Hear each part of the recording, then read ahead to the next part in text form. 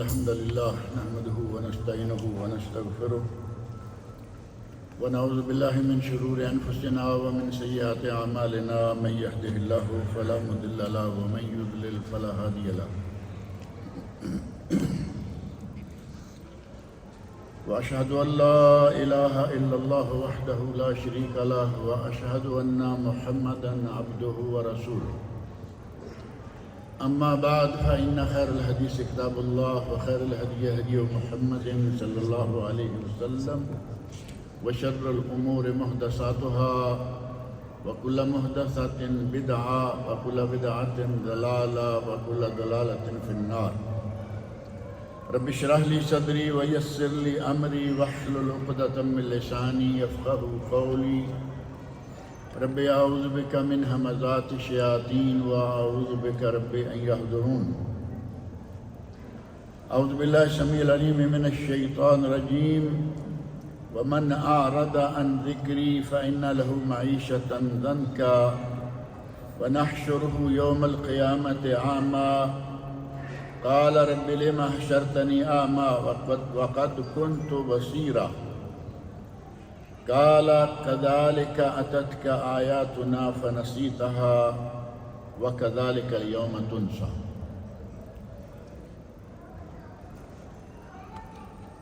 نبی اکرم صلی اللہ علیہ وسلم کو اللہ رب العزت نے ان گنت معجزات سے نواز رکھا تھا.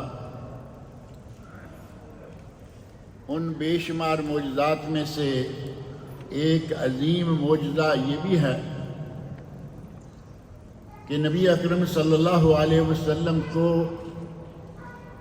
بے شمار غیبیات کا علم دے دیا تھا.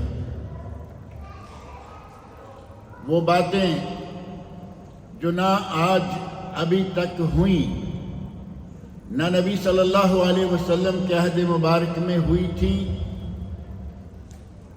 اور نہ اس دنیا میں ہونے والی ہے، بلکہ ان کا وقوع قیامت کے بعد دوسری زندگی میں ہونے والا ہے. نبی اکرم صلی اللہ علیہ وسلم کو بہت ساری اس دنیا کی باتیں بھی اللہ رب العزت نے بتا دی. غیبیات جنت کے معاملات، غیبیات جہنم کے معاملات، غیبیات محشر کے میدان میں کیا ہونے والا ہے، اور غیبیات میں سے ہی یہ کہ قبر میں کیا ہونے والا ہے. ان امور میں سے نبی اکرم صلی اللہ علیہ وسلم نے بہت سارے امور ہمارے سامنے رکھ دیے ہیں، بیان کر دیے ہیں، کتب حدیث میں موجود ہیں. یہ نبی اکرم صلی اللہ علیہ وسلم کا بہت بڑا معجزہ ہے، اور آپ کے ان معجزات میں سے ہی ایک معجزہ جو ہمارے لیے بہت بڑی خوشخبری بھی ہے، یہ ہے کہ آپ ارشاد فرماتے ہیں اللہ رب العزت نے میرے لیے پوری کی پوری زمین کو سمیٹ دیا، مشرق سے لے کر مغرب تک، شمال سے لے کر جنوب تک پوری زمین اللہ رب العزت نے مجھے دکھا دی. پوری زمین کو سمیٹ کر گلوبل ولیج والے آج پیدا ہوئے ہیں، آج کہہ رہے ہیں کہ ہم نے دنیا کو گلوبل ولیج بنا دیا، بنا رہے ہیں، بنا دیں گے. آج سے 1400 سال پہلے نبی اکرم صلی اللہ علیہ وسلم گلوبل ولیج بنا چکے، بنوا چکے، دیکھ چکے. آپ ارشاد فرماتے ہیں کہ اللہ رب العزت نے مجھے جہاں جہاں تک زمین دکھائی، مشرق سے لے کر مغرب تک، شمال سے لے کر جنوب تک، اس ساری کی ساری زمین پر میری امت کی حکومت ہو جائے گی. اللہ کرے وہ دن جلدی آئیں، پوری دنیا پر ایک مرتبہ پھر مسلمانوں کی حکومت ہوگی. اور نبی صلی اللہ علیہ وسلم کو جن معجزات سے نوازا گیا، جن غیبی امور کے بارے میں خبریں دی گئیں، انہی میں سے قرب قیامت کی بہت ساری خبریں ہیں قیامت کے قریب کیا ہوگا،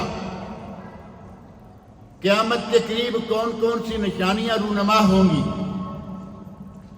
اور آپ جانتے ہیں جن کا آیات قیامت یا علامات قیامت کے بارے میں تھوڑا سا بھی مطالعہ ہے، وہ جانتے ہیں کہ بہت ساری نشانیاں ظاہر ہو چکی ہیں، چند ایک موٹی موٹی نشانیاں باقی ہیں۔ دجال کا آنا باقی ہے، عیسیٰ علیہ السلام کا نزول باقی ہے، مغرب سے سورج نکلنا باقی ہے، اور کچھ چیز نظر آتی ہے۔ قیامت کا زمانہ بہت قریب آ گیا۔ ان امور کا نبی اکرم صلی اللہ علیہ وسلم نے قیامت کے قریب روپذیر ہونے کا ذکر فرمایا ہے۔ اور قیامت سے پہلے کیا ہونے والا ہے، نبی اکرم صلی اللہ علیہ وسلم نے اس سلسلہ میں بھی ہمیں بہت ساری باتیں بتا رکھی ہیں، جن میں سے ایک حدیث جو کہ صحیح مسلم میں ہے، اس میں نبی صلی اللہ علیہ وسلم نے لوگوں کی حالت بیان فرمائی۔ قیامت کے قریب آ کر لوگوں کی صورتحال کیا ہو جائے گی۔ آپ ارشاد فرماتے ہیں کہ قیامت کا قرب ہوگا، فتنے پھیل جائیں گے، دن کو فتنے، رات کو فتنے، گھر کے اندر فتنے، گھر سے باہر فتنے، یہ دنیا فتنوں سے بھر جائے گی، اور گویا کہ فتنوں کے ساتھ دنیا اندھیری ہو جائے گی۔ اور نبی اکرم صلی اللہ علیہ وسلم کا ایک کمال یہ بھی ہے کہ آپ نے جب کبھی بھی کسی چیز سے ڈرایا، اس کا باقاعدہ علاج بھی بتا دیا۔ دجال سے آپ نے ڈرایا ہے کہ دجال تمام فتنوں میں سے سب سے بڑا فتنہ ہے، ڈرا دیا اور پھر چھوڑ نہیں دیا کہ اب تم جانو تمہارا کام جانے۔ فرمایا جو سورۃ الکاف کی پہلی 10 آیات زبانی یاد کر لے۔ ایک تو ہے نا جمعہ کے جمعہ سورہ کاف پڑھی جاتی ہے، ایک ہے کہ جس کو سورہ کہف کی پہلی 10 آیات زبانی یاد ہوں گی، دجال اس کا کچھ نہیں بگاڑ سکے گا۔ فتنہ بھی بتا دیا جو تمام فتنوں میں سے سب سے بڑا ہے، اور علاج بتا دیا کہ آپ سورہ کہف کی پہلی 10 آیات زبانی یاد کر لیں۔ بعض روایات میں پہلی 10 اور آخری 10۔ کتنا بڑا کام ہے یہ، کل 20 آیات بنتی ہیں اگر دونوں کر لیں، آگے والی پیچھے والی۔ اسی طرح نبی اکرم صلی اللہ علیہ وسلم ارشاد فرماتے ہیں ایک وقت ایسا آنے والا ہے، فتنے اس طرح ہو جائیں گے، بادروا بالاعمال فتنا کقطع اللیل المظلم، فتنے اس طرح پھیل جائیں گے کہ جس طرح سیاہ رات کا اندھیرا پوری رات پر چھا جاتا ہے، کچھ نظر نہیں آتا، فتنے اس حد تک ہو جائیں گے کہ آدمی کو کوئی روشنی نظر نہیں آئے گی۔ یصبح الرجل مومنا ویمسی کافرا، دن کے وقت آدمی صبح اٹھے گا، مومن ہے، مسلمان ہے، فجر کی نماز اس نے ادا کی ہے، با جماعت ادا کی ہے، ذکر اذکار کیے ہیں، قرآن کریم کی تلاوت کی ہے، مومن ہے، مسلمان ہے۔ یمسی کافرن، شام ہوگی کافر ہو چکا ہوگا۔ اللہ تعالی ہمیں ان فتنوں سے بچائے۔ صبح اٹھا مومن مسلمان، اور شام ہوئی یمسی کافرن، شام ہوئی تو وہ کافر ہو چکا ہے۔ اور یمسی مومنن، یا سارا دن بھی مومن ہے، شام تک مومن ہے، سورج کے غروب ہونے تک مومن ہے، وَيُصْبِحُ كَافِرًا، اور رات میں ایسا پلٹا کھائے گا کہ صبح ہونے تک کافر ہو چکا ہو۔ یبیع دینہ بعرض من الدنیا، وہ آدمی اس دنیا کی معمولی پونجی کے عوض اپنا دین بیچ دے گا، دنیا کی پونجی معمولی، اس دنیا کی تمام تر دولت کو اللہ رب العزت نے معمولی قرار دیا، بلکہ اگر نبی اکرم صلی اللہ علیہ وسلم فرماتے ہیں اگر اس پوری دنیا کی اللہ کے یہاں مچھر کے پر کے برابر بھی قیمت ہوتی تو کافر کو پانی کا گھونٹ بھی نہ ملتا۔ اللہ کے یہاں اس دنیا کی یہ قیمت، اسی لیے عام طور پر جب قرآن کریم میں آیا کہ اللہ کی آیات کو بیچ دیتے ہیں معمولی قیمت پر، یعنی دنیا کا مال لے کے، دنیا کی دولت لے کے، دن کو مسلمان ہے رات کو کافر، رات کو مسلمان ہے دن ہونے تک کافر،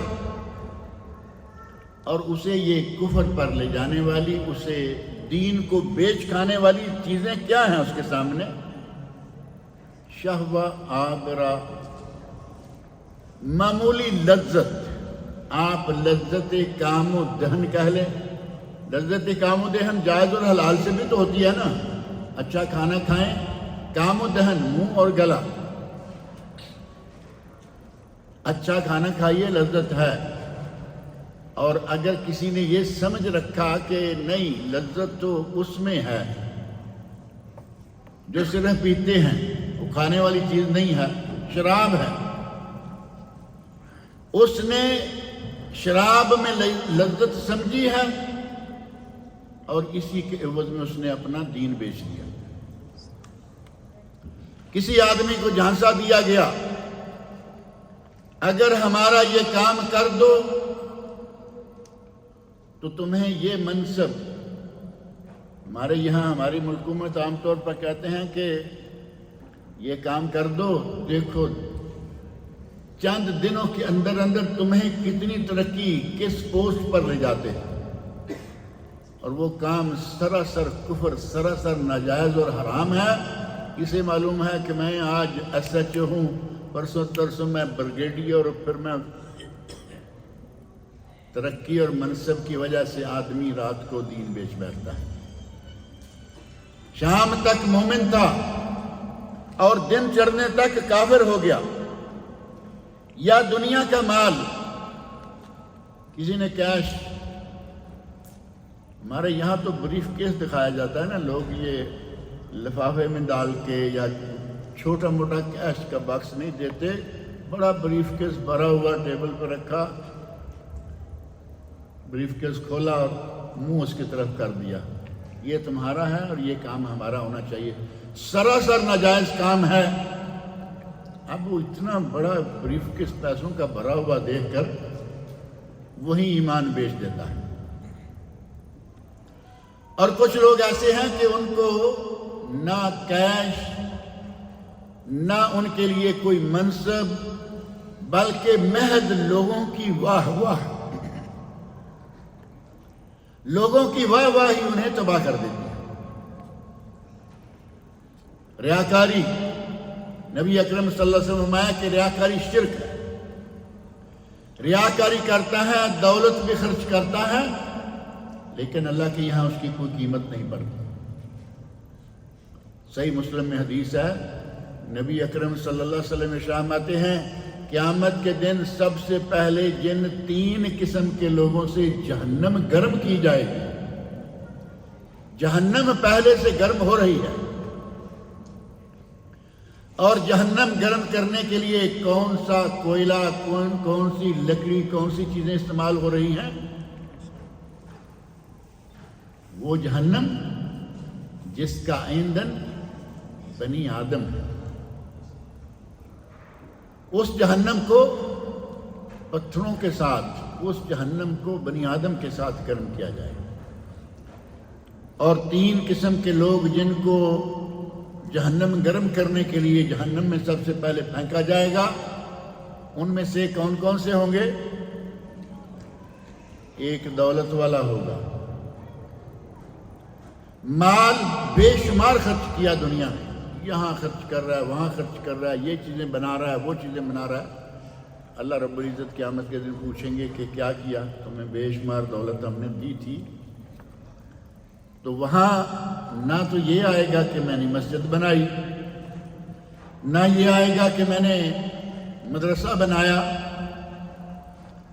میں نے اپنے پورے شہر کی سڑکیں، میں نے اپنے پورے شہر کے پل، میں نے اپنے پورے شہر کا یہ کر دیا وہ کر دیا۔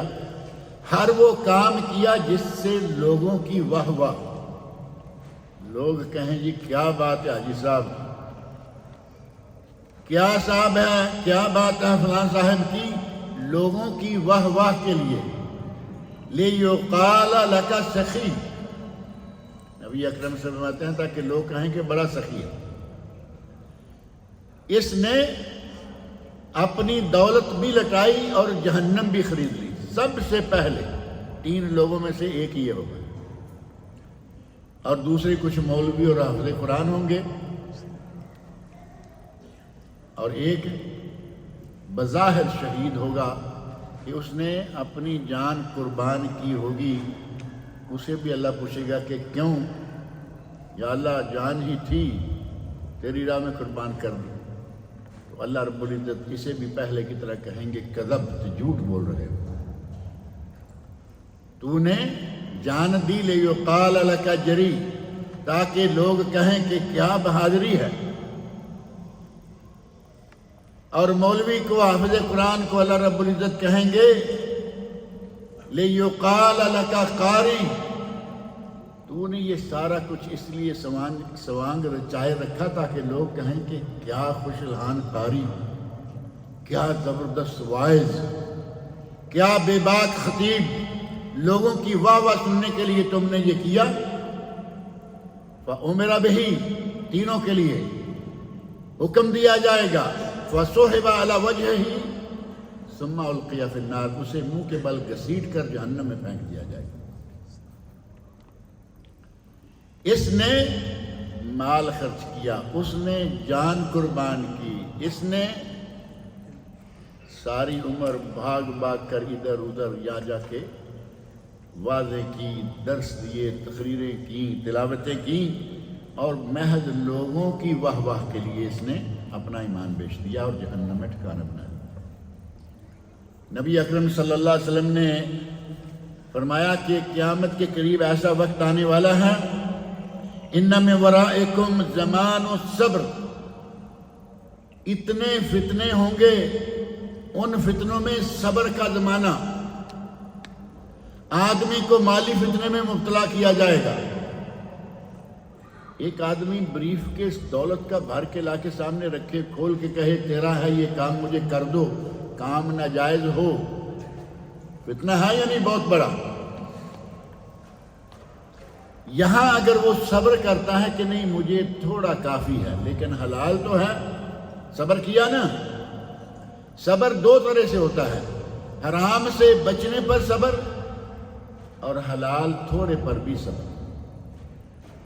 آپ ارشاد فرماتے ہیں کہ زمانہ آئے گا صبر کا زمانہ، للمتمسک فیہ اجر 50 شہیدا منکم، اس زمانے میں اگر کسی نے صبر سے کام لیا، دین کو پکڑے رکھا، تمسک بالکتاب و سنت پر رہا، تو فرمایا صحابہ کرام سے فرمایا تم میں سے اگر 50 آدمی شہادت پائیں تو اس ایک آدمی کا اجر زیادہ ہو۔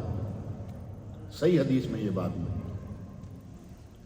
اس زمانے میں، جس زمانے میں کوئی ایسی کسی کو مشقت نہیں اٹھانی پڑی، آرام سے نیک عمل کرتا رہا، جنت میں چلا گیا، لیکن جسے فتنوں کے مابین صبر کا دامن ہاتھ سے جانے نہ پائے، محض اس لیے بہت ساری مصیبتوں سے گزرنا پڑا، ہر طرف فتنے، اس وقت اپنے آپ کو بچانے والے کے بارے میں فرمایا اس کو اللہ اتنا اجر دے گا جتنا تم میں سے 50 شہیدوں کو اجر دیتا ہے۔ اور دوسری حدیث میں آپ ارشاد فرماتے ہیں یاتی الناس زمان الصابر فیہم علی دینہ کالقابض علی الجمر، ایک وقت ایسا آنے والا ہے اگر کسی نے حالات پہ قابو پا لیا، مصائب و مشکلات کو اپنے لیے کوئی مسئلہ نہ بنا لیا، تو اس آدمی کو اللہ رب العزت مقام دیں گے اور وہ زمانہ کیسا ہوگا؟ اس زمانے میں دین پر قائم رہنے والا آدمی ایسے ہوگا جیسے کہ اس نے اپنے ہاتھ میں آگ کا انگارہ پکڑا ہوا ہے۔ آگ کا انگارہ ہاتھ میں پکڑا ہوا ہے، دین پر قائم رہنا ایسا ہو۔ آپ اندازہ کر سکتے ہیں کہ آگ کا انگارہ پکڑا جا سکتا ہے؟ اور اب وہ وقت آ گیا، تھوڑا اور چل کے دیکھ لیں گے، ہم نہیں دیکھیں گے، ہماری اولادیں دیکھیں گی، وہ وقت آ گیا کہ دین پر چلنا بہت مشکل ہو جائے گا، ہو چکا ہے، ہو جائے گا۔ شادی ہے، قرآن و سنت رہے نہ رہے، رشتہ دار ناک میں دم کر دیتے ہیں کہ ہم شادی میں یہ کروائیں گے۔ کہیں لڑکی والے دم کر رہے ہیں، کہیں لڑکے والے دم کر رہے ہیں۔ موت کے موقع پر سبھی نے مرنا ہے۔ موت کا موقع آ گیا، جن کاموں کا دین اسلام میں دور دور تک کوئی ذکر نہیں، کوئی تعلق نہیں، کہیں گے یہ کرنا ہے۔ ایک آدمی سعودی عرب میں آ گیا، اس نے دین سیکھ لیا، توحید کیا ہے، بدعات و خرافات کیا ہیں، لوگ اس کا باقاعدہ بائیکاٹ کر دیتے ہیں کہ ہمارا تمہارا آج سے ملنا جلنا بند۔ اپنے رشتہ داروں کو، بھائی بہنوں کو، یقین مانیں بعض دفعہ سن کر تعجب ہوتا ہے۔ پرسوں ترسوں مجھے ایک آدمی نے میسج کیا، بعض معاملات کے سلسلہ میں مجھے سوال پوچھنا پڑا۔ میں نے کہا کہ کیا میں چاہتا تو نہیں تھا، میرا کافی عرصے سے تعلق ہے، ٹیلی فون رابطہ، یہ وہ میسج۔ میں نے کہا میں چاہتا تو نہیں تھا کہ آپ کی زندگی میں عمل دخل دوں، لیکن موجودہ پوزیشن سن کر کہ تم صرف اکیلے ہو، بیٹے چھوڑ گئے، بیٹیاں چھوڑ گئیں، بیوی تک چھوڑ گئی، بھائی بہن چھوڑ گئے، یہ اکیلا آدمی ہے۔ میں نے کہا آخر وجہ کیا ہے؟ تو اس نے کہا کہ یقین مانے سوائے توحید کے کوئی وجہ نہیں، میں انہی میں سے تھا، میں نکلا، مجھے اللہ رب العزت نے توحید کی توفیق دی، میں موحد ہو گیا، میں نے کتاب اللہ سنت رسول پر عمل کرنا شروع کر دیا اور اس کی دعوت دینا شروع کر دی، اور ایک ایک کر کے میرے سارے لوگ مجھے چھوڑ گئے۔ اب اس آدمی کا اسی دعوت پہ قائم رہنا ہاتھ میں انگارہ رکھنے والی بات ہے یا نہیں؟ نہ بیٹے رہیں، نہ بیٹیاں رہیں، بیوی تک چھوڑ جائے، بھائی بہن ملنے سے انکار کر دیں، دنیا میں آدمی اکیلا رہ جائے۔ ایسے جتنے بھی لوگ ہیں جنہیں محض توحید کی وجہ سے لوگ چھوڑتے ہیں، انہیں نبی اکرم صلی اللہ علیہ وسلم کو، ذات گرامی کو سامنے رکھ لینا چاہیے۔ نبی اکرم صلی اللہ علیہ وسلم کو 40 سال تک لوگوں نے اپنی آنکھ کا تارا بنا کے رکھا، اور وہی شخص، وہی نبی، وہی اخلاق، وہی کردار، وہی امانت، وہی صداقت، لیکن جب توحید کا درس دیا تو کیا ہوا؟ سارے چٹ گئے، چچے گئے، پھوپھیاں گئیں، فلاں گیا، فلاں گیا، ساری برادری میں ایک مرتبہ نبی اکرم صلی اللہ علیہ وسلم اکیلے ہو گئے۔ اور سب سے پہلے آپ پر ایمان لانے والے بچوں میں سے حضرت علی رضی اللہ عنہ، عورتوں میں سے آپ کی بیوی حضرت خدیجہ رضی اللہ عنہا، اور بڑوں میں سے حضرت ابو بکر صدیق رضی اللہ عنہ۔ تینوں کیٹیگریز میں ایک ایک آدمی آپ کے ساتھ سب سے پہلے شامل ہوا، اور حضرت ابو بکر صدیق رضی اللہ عنہ، اللہ رب العزت ان پر اپنی رحمتیں نازل فرمائے۔ جس اعتبار سے بھی دیکھو، اللہ رب العزت نے ان کو کتنا مقام دیا۔ اللہ رب العزت نے یہاں جو علاج، نبی صلی اللہ علیہ وسلم نے جو علاج بتایا نا، بادروا بالاعمال، بادروا بالاعمال فتنن، فتنوں کے پھیل جانے، فتنوں کے حاوی ہو جانے سے پہلے نیک اعمال کر لو۔ اب یہاں یہ بات ذہن میں رکھیں کہ نیک اعمال کر لو، کون کون سے نیک اعمال کرو؟ آج کے موجودہ دور میں، اس دور میں ایک حدیث اور ہے، نبی اکرم صلی اللہ علیہ وسلم فرماتے ہیں یاتی الناس زمان الصابر منہم علی دینہ لہو اجر 50 منکم، جیسے پہلے ہے نا 50 شہید، یہ محض شہید نہیں، تم میں سے 50 صحابہ جتنا عمل کرتے ہیں اتنے عمل کا ثواب اللہ اس ایک آدمی کو دے گا جو اس زمانے میں، آج کے زمانے میں، کل آنے والے زمانے میں دین پر قائم رہے گا۔ صحابہ کرام نے بڑے تعجب سے پوچھا، یا رسول اللہ اجر 50 منا، 50 صحابہ کے عمل کے برابر ان لوگوں کو ملے گا، ایک آدمی کو؟ تعجب تو ہوگا نا۔ پہلے آپ ارشاد مار رہے ہیں کہ میرے صحابی نے اگر ایک مٹھی دانے خرچ کر دیے اللہ کی راہ میں، کل کو آنے والے لوگوں میں سے غیر صحابی اگر احد پہاڑ کے برابر بھی سونا خرچ کرے گا اسے ان ایک مٹھی دانوں کے برابر بھی ثواب نہیں ملے گا۔ ولا نصیفہ، پورے مٹھی تو دور کی بات ہے، آدھی مٹھی کے برابر بھی ثواب نہیں ملے گا۔ صحابہ کرام تو یہ حدیث سن چکے ہیں، پھر جب یہ آئی بات کہ 50 آدمی کے برابر، تو آدمی سمجھتا ہے کہ شاید انہی میں سے جو نیک آدمی رہے گا، تھوڑا کم نیک والے 50 آدمی اور یہ ایک آدمی۔ کہتے ہیں اجر 50 منا، اے اللہ کے نبی کیا ہم میں سے 50 آدمیوں کے برابر اسے ثواب ملے گا؟ فرمایا نعم، ہاں، اجر 50 منکم، قالہا ثلاثا، نبی صلی اللہ علیہ وسلم نے 3 مرتبہ فرمایا ہاں، تم میں سے 50 آدمی، تم میں سے 50 آدمی، تم میں سے 50 آدمی کے برابر اس ایک آدمی کو اجر ملے گا۔ اور وہ آدمی کون؟ جو آج کے دور میں، آئندہ آنے والے فتنوں کے دور میں دین پر مضبوطی کے ساتھ قائم رہے۔ بادروا بالاعمال فتنا، فتنے پھیل جانے سے پہلے پہلے نیک اعمال کر لو۔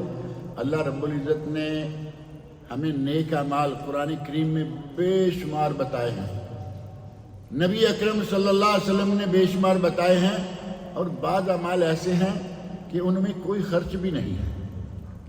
ایک تو ہے نا کہ جیب سے خرچ ہوا تو ذرا تکلیف ہوتی ہے، جیب کی طرف ہمارا ہاتھ ادھر جاتا ہی نہیں، پکڑنے والے کام کرتے ہیں ہمارے ہاتھ، نکالنے والے نہیں کرتے۔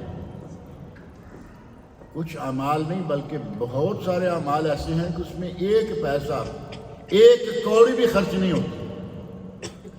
سبحان اللہ، الحمدللہ، اللہ اکبر، لا الہ الا اللہ، لا حول ولا قوت الا باللہ، بسم اللہ الرحمن الرحیم، اعوذ باللہ من الشیطان الرجیم، کوئی خرچ ہے؟ نماز پر کوئی خرچ آتا ہے؟ چلیے تھوڑا اور آگے بڑھ جاتے ہیں، نماز پر کوئی خرچ ہے؟ اللہ رب العزت نے قرآن کریم میں فرمایا ہے کہ نماز بوجھل ہے الا علی الخاشعین، انہا لکبیرہ الا علی الخاشعین، یہ بڑا کام ہے لیکن جو اللہ کا خشوع خضوع، اللہ کا تقوی رکھنے والے ہیں ان کے لیے کوئی بڑا کام نہیں۔ آپ لوگ 5 وقت کی نماز پڑھتے ہیں، کوئی بوجھ لگتا ہے؟ الحمدللہ، ایسے نارمل روٹین لائف میں جیسے سارے کام ہو رہے ہیں، نماز پڑھی جا رہی،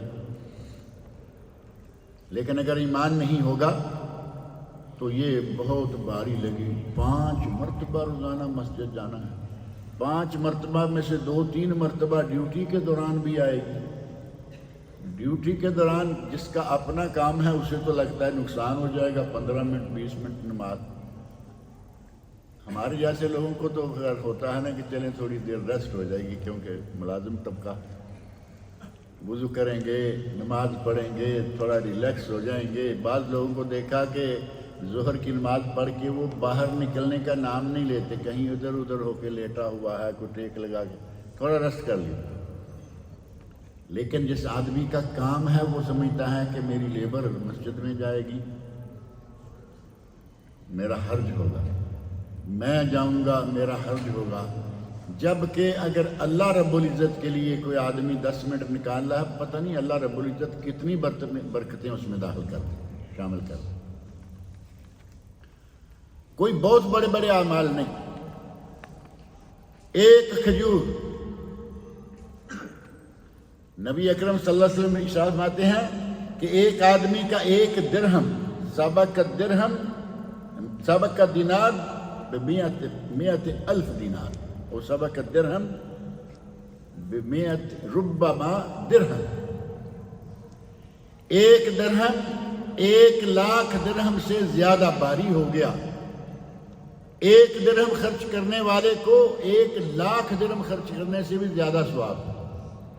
ایک آدمی 1 درہم خرچ کرتا ہے، ایک آدمی نے 1,00,000 درہم خرچ کیا، ظاہر ہمیں تو لگتا ہے نا کہ 1,00,000 والے کو ثواب بھی ملنا چاہیے، بس اسے کوئی اپریشیٹ سرٹیفکیٹ بھی ملنا چاہیے، لیکن یہاں وہ نہیں، یہاں ہے کہ اس کے پاس کل شاید 2 ہی درہم تھے، کل مالیت اس کے 2 درہم تھے، اس نے ایک نکال دیا، اپنی دولت کا کتنا حصہ خرچ کر دیا اس نے؟ 50%۔ اور ایک آدمی کے بینک بھرے ہوئے ہیں، پتہ ہی نہیں کتنی دولت ہے، 1,00,000 اس کا اس کے 1 درہم سے بھی اسے کم لگتا ہے۔ نبی سے فرماتے ہیں کہ یہاں 1 درہم 1,00,000 درہم سے بھی سب کر لے جاتا ہے۔ یہ ضروری نہیں ہے کہ آپ بے شمار خرچ کریں گے تبھی، 1 درہم 5 درہم 10 درہم 100 درہم، جتنی توفیق ہے، درہم ریال روپے اللہ کی راہ میں خرچ کرتے رہیں موقع بموقع، اور نیت صاف ہو، ریاکاری نہ ہو۔ نبی اکرم صلی اللہ علیہ وسلم نے فرمایا سبعۃ یظلھم اللہ فی ظلہ یوم لا ظل الا ظلہ، معروف حدیث ہے، بارہا یہاں ذکر ہوتا رہتا ہے، کبھی کسی حوالے سے کبھی کسی حوالے سے۔ 7 قسم کے لوگ ایسے ہیں جنہیں اللہ قیامت کے دن محشر کے میدان میں اپنے سائے میں جگہ ہو، اپنے سائے میں جگہ دے گا، یوم لا ظل الا ظلہ، جس دن اس سائے کے سوا کوئی سایہ نہیں ہوگا۔ ان 7 میں سے ایک وہ ہے کہ جو اتنا پردہ داری سے، اتنا چھپا کے اللہ کی راہ میں خرچ کرتا ہے، حتی لا تعلم شمالہ ما انفقت یمینہ، یہاں تک کہ اس کے بائیں ہاتھ کو خبر نہیں ہوتی کہ اس کے دائیں ہاتھ نے کیا خرچ کیا ہے، اتنا چھپا کے خرچ کرتا ہے، اس کا اپنا ہاتھ خبر نہیں پاتا، کسی دوسرے کو خبر کیسے پہنچے گی۔ اس طرح اگر تھوڑا سا بھی اللہ کی راہ میں خرچ کریں گے تو اجر و ثواب اللہ تعالیٰ بے شمار دے گا، اور اجر و ثواب کی ہی وجہ ہے مختلف کام، مالی، جانی، نمازیں ہیں۔ حضرت ابوبکر صدیق رضی اللہ عنہ کا ذکر آیا تھا ابھی، اللہ رب العزت نے ان کو اتنا مقام دے رکھا ہے کہ نبی اکرم صلی اللہ علیہ وسلم نے حدیث بیان فرمائی، رمضان المبارک میں آپ سنتے رہے ہوں گے بار بار کہ جنت کے 8 دروازوں میں سے ایک دروازہ باب الریان ہے، جو روزے داروں کے لیے ہے۔ روزے میں بھی کوئی خرچہ نہیں ہے، کھانا تو وہ ہے جو کھاتے ہیں، بلکہ سنت کے مطابق روزہ رکھیں تو بچت ہے، 2 وقت کا کھانا صرف، درمیان والا 10 بجے والا ناشتہ بھی گیا، پھر 4 بجے والا ناشتہ بھی گیا، پھر 9 بجے والا ناشتہ بھی گیا، اور 11 والا ڈنر جو ہے وہ مان لیا کہ افطاری ہے اور سحری ہے۔ بچت ہے اگر سنت کے مطابق رکھیں، لیکن ویسے رمضان میں یہ بات ہوتی رہی بار بار کہ ہم جتنا بجٹ ہمارا رمضان کے 1 مہینے کو ہوتا ہے، باقی شاید 6 مہینوں کا بھی نہیں ہوتا، 6 مہینوں کا بجٹ 1 مہینے میں خرچ۔ نبی اکرم صلی اللہ علیہ وسلم نے 1 درہم کو دیکھے اللہ کی راہ میں، لیکن خلوص کے ساتھ۔ حضرت ابوبکر صدیق رضی اللہ عنہ مختلف مواقع پر مختلف قسم کے عمل سر انجام دیا کرتے تھے۔ کوئی ایسا عمل کہ نبی صلی اللہ علیہ وسلم نے ذکر کیا ہو، ایک مرتبہ ایسا ہوا، صحابہ کرام میں بیٹھے، آپ نے پوچھا کوئی ایسا ہے جس نے آج کسی مریض کی عیادت کی؟ حضرت ابوبکر صدیق فرماتے ہیں میں۔ کوئی ایسا ہے جس نے اللہ کی راہ میں صدقہ کیا ہو؟ یا رسول اللہ میں۔ کوئی ایسا ہے جس نے کسی یتیم کی کفالت کی ہو؟ یا رسول اللہ میں جس کام کا نام لیتے رہے۔ ابو بکر صدیق رضی اللہ عنہ فرماتے ہیں یا رسول اللہ میں نیکی کے کسی کام کو بھی آپ چھوڑتے نہیں تھے۔ یہی وجہ ہے کہ جب نبی اکرم صلی اللہ علیہ وسلم نے فرمایا ان للجنت ثمانیۃ ابواب، جنت کے 8 دروازے ہیں، ان 8 دروازوں میں سے ایک باب الریان، ایک باب الصدقہ، ایک باب الجہاد، اس طرح 8 کے الگ الگ نام موجود ہیں۔ صدقے والا صدقے سے جائے گا، جہاد والا جہاد سے جائے گا، ریان روزے والا ریان سے جائے گا۔ حضرت ابوبکر صدیق رضی اللہ عنہ سنتے ہیں، کہتے ہیں یا رسول اللہ بندہ جنت میں داخل تو ایک ہی دروازے سے ہوگا، لیکن کیا کوئی ایسا بھی ہے یدعا من الابواب کلھا کہ اسے 8 دروازوں سے ہی آواز آ رہی ہو کہ آ جاؤ، ادھر سے آ جاؤ؟ ایسا ممکن ہے یا نہیں؟ کبھی کبھی آپ دیکھتے رہتے ہوں گے، ماشاءاللہ یہاں رہتے ہوئے آدمی عمرہ کرتا رہتا ہے، صفا سے باہر نکلیں آگے بابر شاپس آ جاتی ہیں، گنجا کروانا ہے یا بال کٹوانے ہیں، ہر دروازے کے سامنے آپ کو پکارنے والا کھڑا ہے یا نہیں؟ کوئی اشارہ کر رہا ہے، کوئی باقاعدہ بول کے ادھر آ جاؤ، ادھر آ۔ خاص طور پر رش کے زمانے میں تو وہاں یہ بڑا ہی نظر آتا ہے، اور کبھی کبھی تو کافی دور سے وہ پکڑ کے آدمی ڈاک لے کے آ رہے ہوتے ہیں۔ یہ منظر تھوڑا سا ذہن میں رکھیں، اور وہاں جنت کا منظر 8 دروازوں کا ذہن میں رکھیں کہ سارے ہی دروازوں سے کچھ لوگوں کو اللہ تعالیٰ کی طرف سے آواز دی جائے گی۔ حضرت ابوبکر صدیق کہتے ہیں یا رسول اللہ کوئی ایسا بھی ہوگا کہ 8 دروازوں سے؟ فرمایا ہاں، اور مجھے اللہ سے امید ہے ارجو ان تکون منہم، کہ تو ان میں سے ہوگا جسے جنت کے 8 دروازوں میں سے آواز دی جائے گی۔ وہ حضرت ابوبکر صدیق رضی اللہ عنہ۔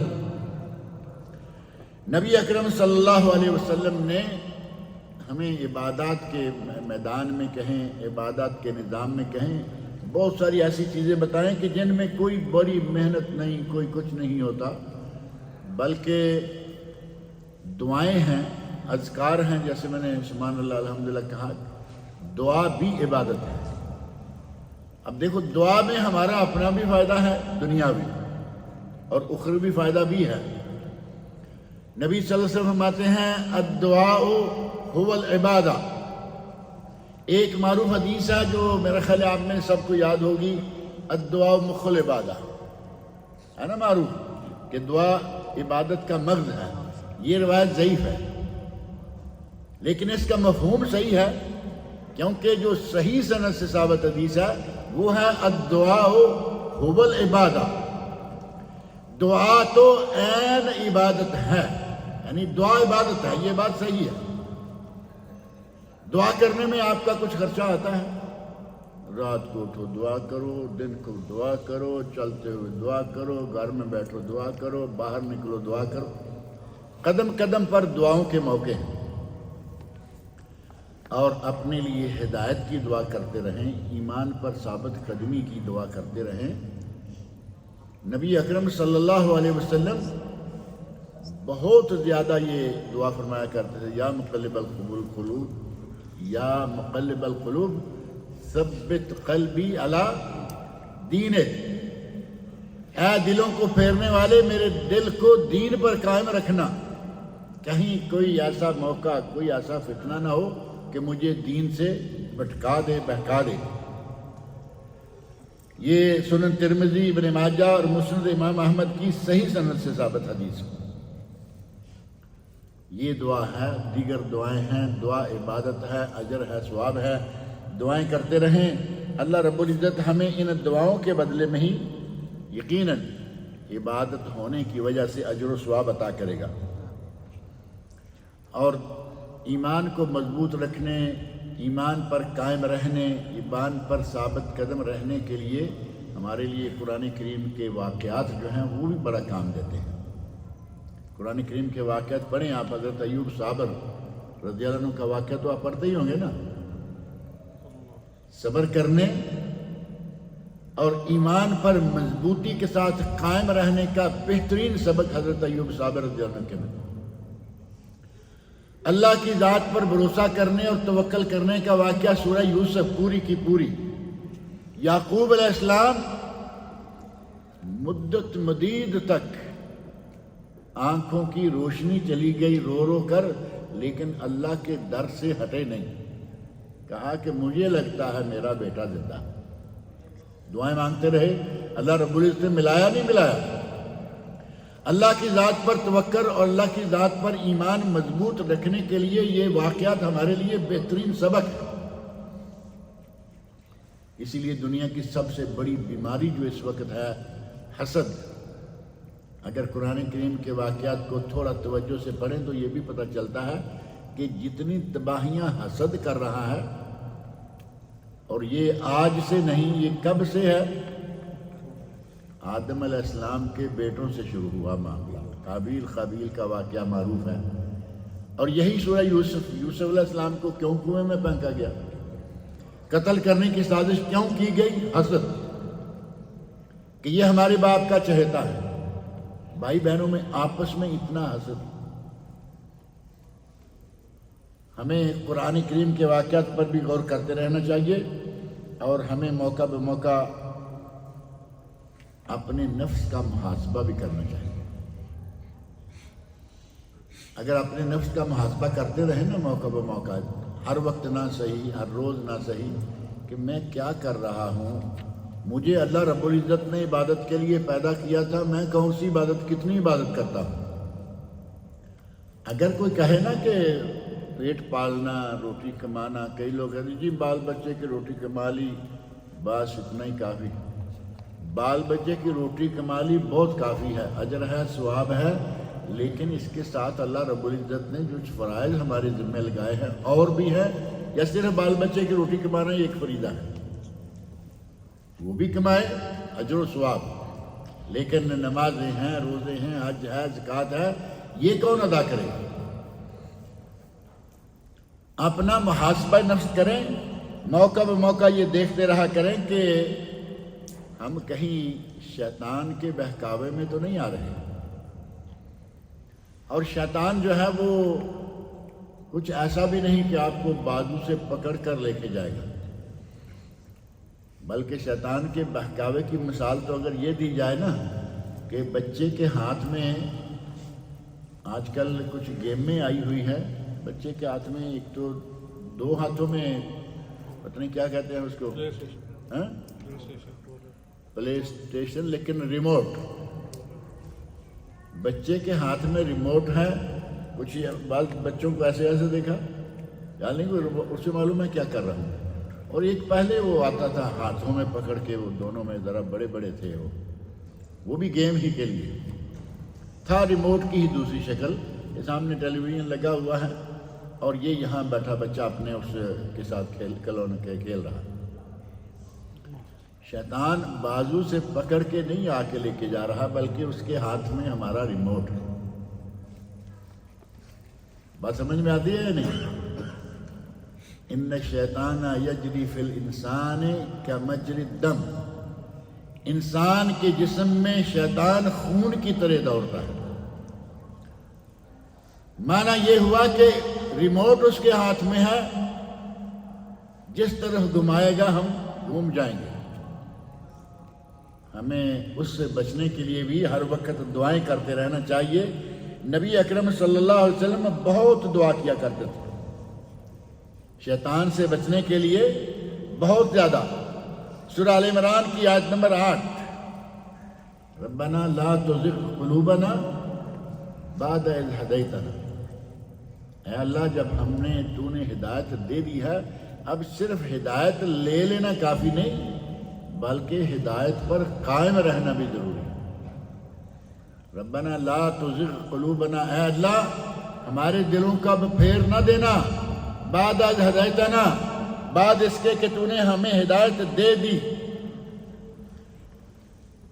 ہدایت ایمان پر ثابت قدمی، ایمان پر قائم رہنا، ہدایت پر قائم رہنا. ہم اس کے لیے دعائیں بار بار یہ بات آتی رہتی ہیں کہ ہم یہ دعا تو کرتے رہتے ہیں نا، اہدنا الصراط المستقیم. ہماری مشکل یہ ہے کہ ہمیں یہ نہیں پتہ ہوتا کہ ہم کیا کہہ رہے ہیں. ہمارا اصل پرابلم جو ہے وہ یہ ہے کہ ہم اپنی زبان سے کیا کہہ رہے ہیں، اللہ سے کیا مانگ رہے ہیں، ہمیں یہ نہیں پتہ ہوتا. دن میں کم از کم 17 مرتبہ صرف فرض نماز، فرض رکعتیں 17، ہر رکعت میں اہدنا الصراط المستقیم مانگتے ہیں یا نہیں؟ مانگتے ہیں، لیکن پتہ ہی نہیں کہ ہم نے مانگا کیا ہے. اب جب مانگنے والے کوئی ہوش نہ ہو تو دینے والا، ہم تو مائل پہ کرم ہیں، کوئی سائل ہی نہیں. اگر دل سے جان کر اپنی حاجت طلب کرے گا تو اللہ تعالیٰ قبول بھی کرے گا. ہمیں پتہ ہی نہیں ہوتا کہ ایک مشین چل رہی ہے، بلکہ یہ کہیں کہ ہماری نمازیں بھی ریموٹ پر چل رہی ہو. عادی ہیں نماز کے، اور مسجد میں آنا اور مسجد میں آ کے اس کام لگ جانا کہ ہمیں اب 4 رکعتیں 6 رکعتیں 7 رکعتیں 8 رکعتیں پڑھنی ہیں. اسی کام میں ہم اپنا سارا وقت جو ہے وہ لگاتے ہیں. ہمیں نہیں پتہ کہ ان 5-6 رکعتوں میں ہم نے کیا کچھ کیا، کیا کچھ کہا. گنتی تو صرف 7 کی آ گئی نا، 7 کی آ گئی، 4 کی آ گئی، 8 کی آ گئی، یہ گنتی آ گئی. اتنی رکعتیں ہم نے پڑھ لی. ان رکعتوں میں ہم نے کیا کیا کہا، کیا مانگا، کیا مطالبہ کیا، اس کی ہمیں کوئی پرواہ نہیں. اعمال صالحہ جو اللہ نبی اکرم صلی اللہ علیہ وسلم نے فرمایا نا، بادروا بالاعمال فتنا، فتنوں کے قبضہ کر لینے، تسلط کر لینے سے پہلے نیک اعمال کر لو. نیک اعمال ہماری زندگی میں بہت سارے ہیں. قرآن کریم ہے، تلاوت ہے، نیک اعمال میں سے ہے. منہج حیات، ہماری پوری زندگی کا نظام اللہ رب العزت نے قرآن کریم میں ذکر کیا ہے، لیکن ترجمہ کے ساتھ پڑھیں گے تب پتہ چلے گا. ذکر، قرآن کریم کو بھی ذکر کہا گیا، ذکر اللہ کے ذکر کو بھی ذکر کہا گیا. اور میں نے شروع میں آیت پڑھی تھی سورہ طٰہٰ کی آیت نمبر 124، 25 اور 26، 3 آیتیں. ان میں اللہ رب العزت فرماتے ہیں وَمَنْ أَعْرَضَ عَنْ ذِكْرِي، جس نے ہمارے ذکر سے اعراض کیا، روح گردانی کی، منہ پھیرا، فَإِنَّ لَهُ مَعِيشَةً ضَنْكًا، ہم اس کی زندگی کو اجیرن کر دیں گے. جیے گا ضرور، کھائے گا پیے گا گزارے لائق، لیکن ہر وقت پریشان. ایسے لوگ ہیں یا نہیں؟ دولت بھی بہت ہے، اولاد بھی ہیں، لیکن 24 گھنٹے پریشان. اور ایسے لوگوں میں سے بعض لوگوں کی خبر ملتی رہتی موقع بموقع کہ ان کو نیند ہی نہیں آتی. دن کو تو کام میں مشغول رہے، ٹھیک ہے، رات کو سونا چاہتے ہیں، نیند نہیں آ رہی. اب کیا کریں گے؟ گولیوں کا سہارا، ٹیبلٹ. نیند لانے والی گولی کھائیں گے تو نیند آئے گی، نہیں تو نیند نہیں آ رہی.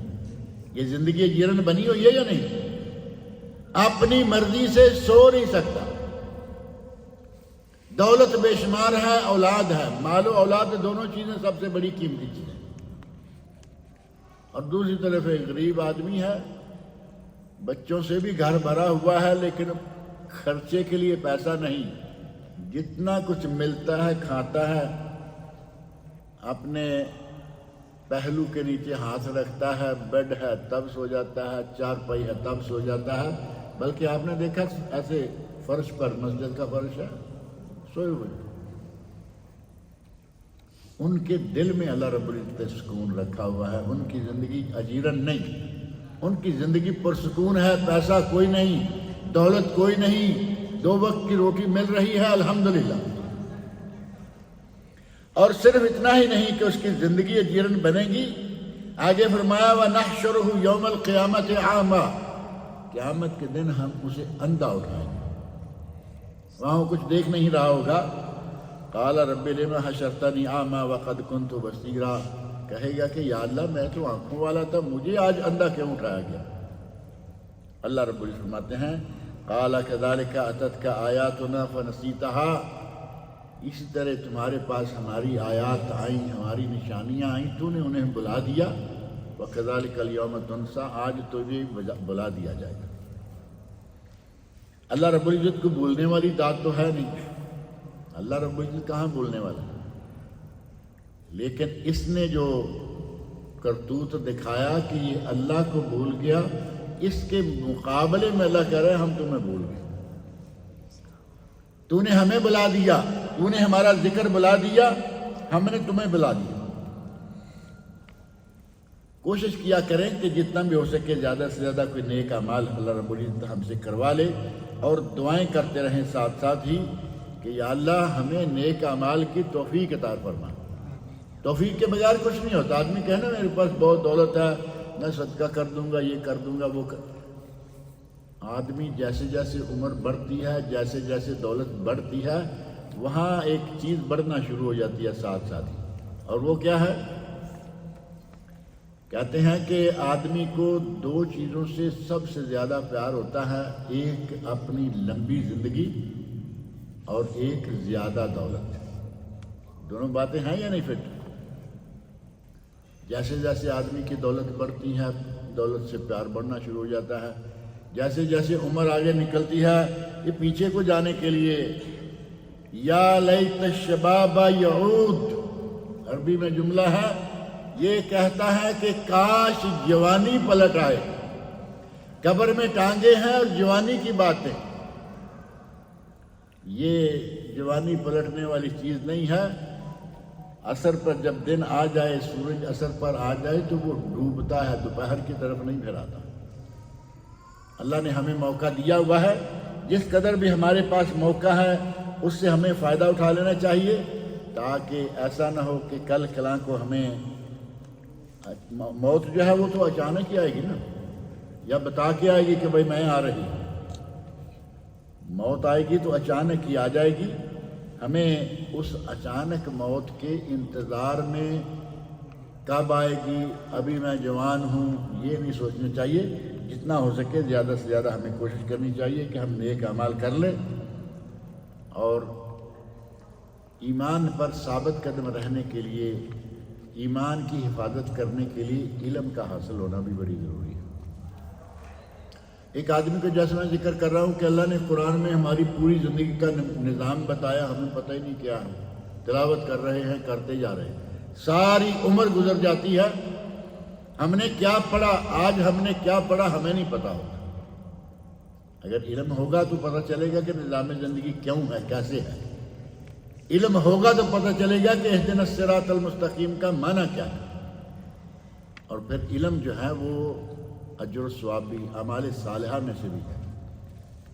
قرآن کریم میں اللہ رب العزت فرمایا یرفع اللہ الذین آمنوا منکم والذین اوتوا العلم درجات، جو لوگ ایمان لائے اور انہیں علم دیا گیا، اللہ رب العزت ان کے بہت ہی اعلیٰ درجات بناتا ہے، انہیں اعلیٰ درجات پر فائز کرتا ہے۔ اس کے علاوہ نبی علم کی تو بے شمار فضیلت ہے۔ ایک حدیث میں نبی اکرم صلی اللہ علیہ وسلم ارشاد فرماتے ہیں، سنن ابو داؤد، ترمذی، ابن ماجہ اور مسند امام احمد کی حدیث ہے، من سلک طریقا یلتمس فیہ علما، اگر کوئی آدمی گھر سے نکلے، اس کا ارادہ یہ ہو کہ وہ علم حاصل کرے گا، سلک اللہ بہ طریقا من طرق الجنہ، اللہ رب العزت اس کا راستہ جنت تک پہنچا دے گا۔ گھر سے نکلا علم حاصل کرنے کے لیے، گویا کہ وہ مدرسے میں نہیں جا رہا، گویا کہ وہ جنت میں جا رہا، اللہ اس کے راستے کو جنت بنا دے گا۔ اور فرمایا کہ فرشتے طالب علم کے لیے فرشتے اپنے پر بچھاتے ہیں، زمین و آسمان کی تمام مخلوقات طالب علم کے لیے دعائے مغفرت کرتی ہے۔ اب اندازہ کریں علم سیکھنا، اب یہ تو نہیں ہے نا کہ آپ صرف جا کے کام کاج چھوڑ کے مدرسے میں بیٹھ جائیں گے تبھی علم سیکھیں گے۔ آپ اپنے تعلقات علماء سے قائم رکھیں، صحیح عقیدہ کے علماء کے ساتھ رابطہ رکھیں، اور ان کی کتابیں، ان سے معلومات، اور ایک بات میں عموماً کہا کرتا ہوں کہ ہم کہتے ہیں ہمارے بعض لوگ باقاعدہ سنیں گے اور جی ان درسوں میں اور ان جگہوں پہ جانے کی کیا ضرورت ہے، آج تو ہر چیز یوٹیوب میں موجود ہے، اور جب یوٹیوب کھولتے ہیں تو ایک آدمی آ جاتا ہے کالی پگڑی، دنیا کو راہ راست سے بھٹکا رہا ہے، بڑے مزے سے سنتے ہیں، اور کتنے نوجوان بھٹک گئے۔ مرزا جیلمی انجینئر، ایک اور ہیں آج کل ذرا عمر ان کی زیادہ ہو گئی ہے لیکن آج تک انہیں یہ توفیق نہیں ہوئی کہ اپنے چہرے پہ سنت سے جا سکیں، جاوید غامدی، اس کو سننا شروع ہو جاتے ہیں۔ مرزا انجینئر جیلمی کے استاد، ایک دن مجھے ایک آدمی کہنے لگے کہ جی میں نے فلاں مولانا کا درس سنا ہے، یہ بات انہوں نے بیان کی، بھائی کمال تحقیق ہے ان کی۔ انہوں نے نام مختصر سا لیا، مولانا اسحاق۔ میرے ذہن میں آیا کہ میں پوچھ لوں، مولانا اسحاق محققین علماء میں بھی موجود ہیں، لیکن مجھے خدشہ ہوا کہ کہیں مولوی اسحاق جالوی نہ ہو۔ مولوی اسحاق جالوی مرزا کا استاد ہے، مرزا جیلمی کا استاد مولانا محمد اسحاق جالوی۔ فیصل آباد میں ایک جھال ہے، یہ پانی کی باقاعدہ، اس محلے کا نام ہی جھال خانوانہ۔ میں چونکہ 8 سال وہاں پڑھتا رہا ہوں، مجھے معلوم ہے۔ کہیں مولانا اسحاق صاحب کو سن رہے ہیں، کہیں مرزا محمد علی جیلمی کو سن رہے ہیں۔ ایک ساحل عدیم آ گیا۔ عدیم کا معنی ہوتا ہے عدم، تو جانتے ہی ہیں نا، عدیم کا معنی معدوم، فنش۔ وہ لوگوں کو بہکانے میں بڑا ماہر نوجوان ہے، زبان اچھی ہے، 3 پیس اور سوٹ بوٹ سیٹ۔ اس قسم کے نوجوان جو ہیں وہ گمراہ ہو جاتے ہیں فوراً اس قسم کے لوگوں کے ہاتھوں۔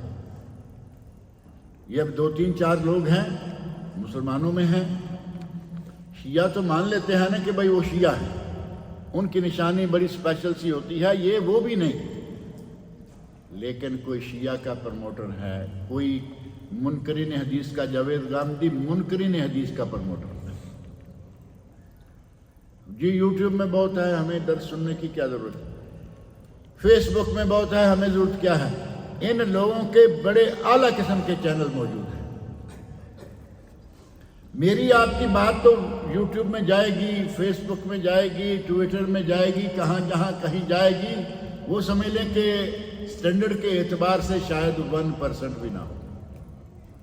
ان کے سٹینڈرڈ بولنے کے، پریزنٹیشن کے، اور پھر ان کے جو چینلز ہیں ان کے اعلیٰ سٹینڈرڈ آدمی دیکھ کے حیران، وہ جی میں نے وہ سنا۔ اگر علم حاصل کرنا ہے تو علماء کے ساتھ ڈائریکٹ رابطے رکھیں، اور معروف علماء عقیدے کے اعتبار سے صحیح، نہ وہ شیعہ کی طرف لے جا رہے ہوں اور نہ وہ منکرین حدیث کی طرف لے جا رہے ہوں۔ فرمایا کہ زمین و آسمان کی ہر چیز عالم کے لیے، طالب علم کے لیے، یہاں طالب علم ہے، زمانے بھر کی زمین و آسمان کی ہر چیز طالب علم کے لیے دعائے مغفرت کرتی ہے، حتی الحیتان فی البحر، یہاں تک کہ سمندر کے اندر مچھلیاں بھی اس کے لیے دعائیں کرتی ہیں۔ اب اندازہ کریں کہ اللہ رب العزت کی ساری مخلوق طالب علم کے لیے دعائیں کر رہی ہیں۔ طالب علم بننے کے لیے کیا ہے؟ سیکھنا شروع کر دیں، پڑھنا شروع کر دیں، دین کا علم حاصل کرنا شروع کر دیں۔ اور فرمایا ان فضل العالم علی العابد کفضل القمر لیلۃ البدر علی سائر الکواکب۔ عالم کو غیر عالم عابد، یہ دیکھیں، یہ بھی نہیں کہا کہ عالم کو عامی آدمی، بلکہ فرمایا ایک عابد ہے، شب و روز عبادت میں مصروف رہتا ہے، اور دوسرا عالم ہے۔ فرمایا کہ عالم کو اتنی فضیلت ہے عابد پر جس طرح کے ستاروں پر چاند کو فضیلت حاصل ہوتی ہے۔ آپ سب طالب علم ہیں یا نہیں؟ اللہ تعالیٰ مجھے آپ کو سب کو طالب علم بنائے، طالب علم رکھے، قرآن کریم، حدیث شریف، ان کا مطالعہ کرتے رہیں، پڑھتے رہیں، اور پھر ہم انبیاء کے وارث بن جائیں گے۔ انما العلماء، فرمایا ان العلماء ورثۃ الانبیاء، علماء جو ہیں یہ انبیاء کے وارث ہوتے ہیں. اور آگے فرمایا کہ انبیاء کی وراثت دولت مال نہیں ہوتی. مالدار دولت پراپرٹی چھوڑ گئے، اتنے پلاٹ، اتنے ایکڑ، اتنے مربع زمین ہے، اتنی فیکٹریاں، اتنی دکانیں، اتنا یہ اتنا وہ. فرمایا انبیاء کی یہ وراثت نہیں ہوتی. ان کی وراثت کیا ہوتی ہے؟ صرف علم. اور جو عالم ہوگا، جو طالب علم ہوگا، وہ وارث ہوا یا نہیں انبیاء کا؟ اللہ رب العزت ہمیں سب کو طالب علم بنائے، صحیح معنوں میں دین سیکھے، نبی صلی اللہ علیہ وسلم کے وارثوں میں سے اللہ بنائے.